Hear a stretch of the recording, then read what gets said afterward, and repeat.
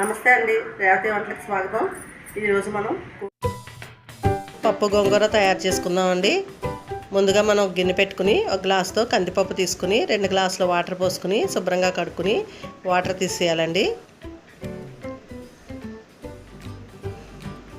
ఇప్పుడు ఇందులో 4 గ్లాసుల వరకు వాటర్ పోసుకుని 4-5 పచ్చిమిరపకాయలు కట్ చేసుకుని వేసుకోవాలండి. ఒక పెద్ద గరిటెడు మంచి నూనె కూడా వేసుకోవాలండి. మంచి నూనె వేసుకోవడం వల్ల పప్పు మెత్తగా తొందరగా ఉడుకుతుందండి.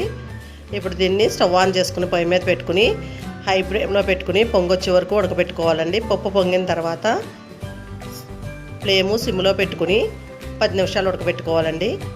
ఇప్పుడు పప్పు మెత్తగా ఉడుకుతుంది.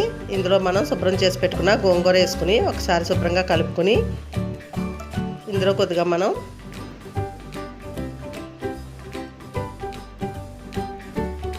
కొంచెం పసుపు, అలాగే 1 స్పూన్ కారం, టేస్ట్కి సరిపడగా సాల్ట్ కూడా వేసుకుని గరిటె పెట్టుకుని శుభ్రంగా కలుపుకోవాలండి.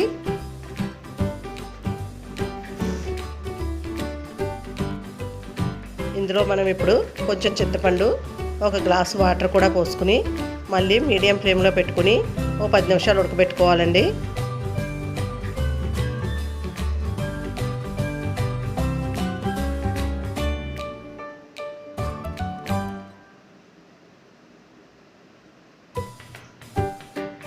ఇప్పుడు మనం వాటర్ దగ్గరగా వచ్చే వరకు ఉడకబెట్టుకుని స్టవ్ ఆఫ్ చేసుకుని పప్పు గుత్తి పెట్టుకుని మెత్తగా కలుపుకోవాలండి.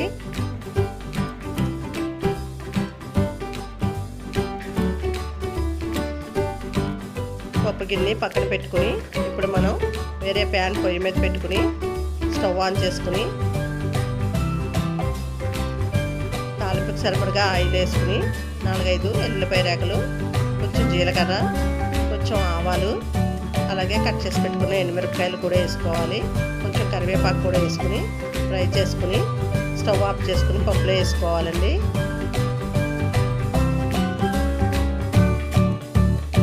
తాలింపు ఒకసారి శుభ్రంగా కలుపుకొని సర్వింగ్ బౌల్లో తీసుకోవాలండి.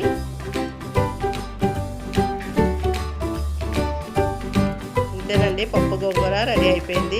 ఇది రైస్లోకి, దోశలోకి, చపాతీలో కూడా చాలా బాగుంటుందండి. ఈ విధంగా ట్రై చేసి టేస్ట్ చేయండి. ఈ వీడియో కనుక నచ్చితే లైక్ చేయండి, షేర్ చేయండి, సబ్స్క్రైబ్ చేసుకోండి.